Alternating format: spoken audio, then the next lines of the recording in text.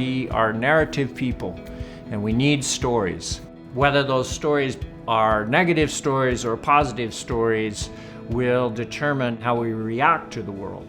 All these stories we read in the fig tree are pointing us toward people who view the world through a lens of what is possible.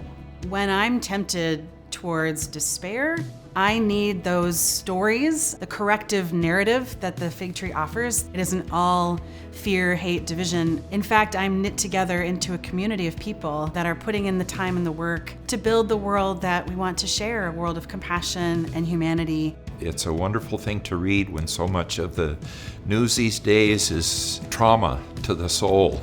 To resist is to continue working with others for the good of the community rather than for the greed of one person.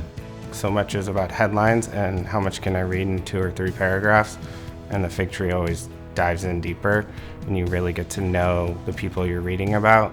Getting to read articles about really interesting, exciting people in our community that I don't even know of, and I feel like I'm fairly well connected, but I feel like every issue of the fig tree has new people in it. You get to learn about new nonprofits or new agencies starting up and just new projects that really amazing people in our community are focused on. There are people who kind of stay out of the limelight, but I'm meeting younger people who are here as entrepreneurs, and that to me is the greatest part about being the editor of the Black Lens, is the relationships that you build, because a community is strong by its relationships.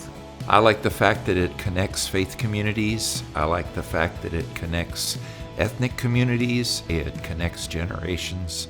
Another way we divide ourselves is get in our generational ruts. But we're all human beings, young and old. The mission of the fig tree is so aligned with the mission of our Lutheran Synod in this area. We know we can't go it alone. And that means sharing and honoring the wisdom from the elders, but also honoring the wisdom of our youth. Many of our contributors and writers are young people.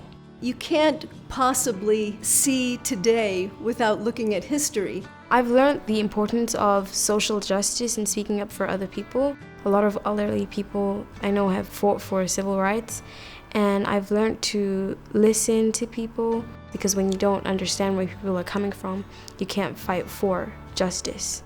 Respecting your elders is one of the greatest gifts that I've been given. I always say, like Anne Frank said, there's still so much good in this world. So I try to tell the students, the young people, be good. And they ask my advice, do the best you can. We need to have as much cross-interaction between generational perspectives as we can. It was really eye-opening to be at the Eastern Washington Legislative Conference. I really liked the fact that I got to speak and I got to listen from other people. It was really inspiring to see that a lot of people are working towards a better future for everyone. We were able to meet other groups and individuals and build our network. We can get in our little silos and sometimes feel a bit lonely or maybe even discouraged. The thing I like about Spokane is it's a little big city. So it's not so expansive that you can't find connection and relationship, but it's small enough so that when you do find those connections, it travels. Being in the fig tree was another bridge. The fig tree is great at providing a calendar. There is a list of 2 or 3 things every day that's happening in the community. Also, we're in the guide that the fig tree puts out every year, which is so helpful, and we give those out to a lot of our clients when they're looking for resources in our community.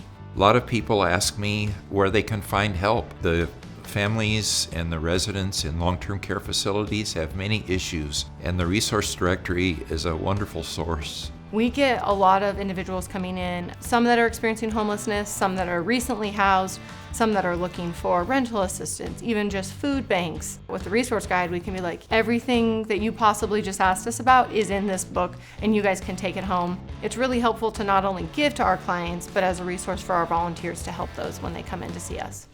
I was going through zips, talking to the lady at the window. I'd, ask her if she'd like to read the paper, and then I had the resource thing. And she was so appreciative of just one place for a source. It's a big help for folk. They keep the community informed of what all different nonprofits are doing. Our city is very ecumenical and believes in our ability to help the people who need it the most. There's churches, there's nonprofits, everybody gets to have their say in the Fig Tree. We have valued relationships with the Fig Tree for so many years. The Fig Tree has highlighted our back to school shoe giveaway this last summer, where we gave out almost 2,000 new pair of shoes and socks to kids going back to school in our community. The article about us, the Dorothy Day Labor Forum, the Fig Tree has been able to expand our network within Spokane, and we're very, very grateful for that. Those are the stories we all need to hear, in these times especially. It's a good paper. I want to make sure it gets out. Everybody wants to make a difference, I think, and it's nice to see so many ways to make a difference. I am always delighted when I pop into the Lutheran Church, say in Sandpoint or Goldendale, and I see the Fig Tree. I'm like, ooh, this circle is wider than I even thought. My dad was working with the Fig Tree when I was in middle school, so I think it's amazing to see how through all those generations it's still around, still so well respected. I look forward to it being around forever.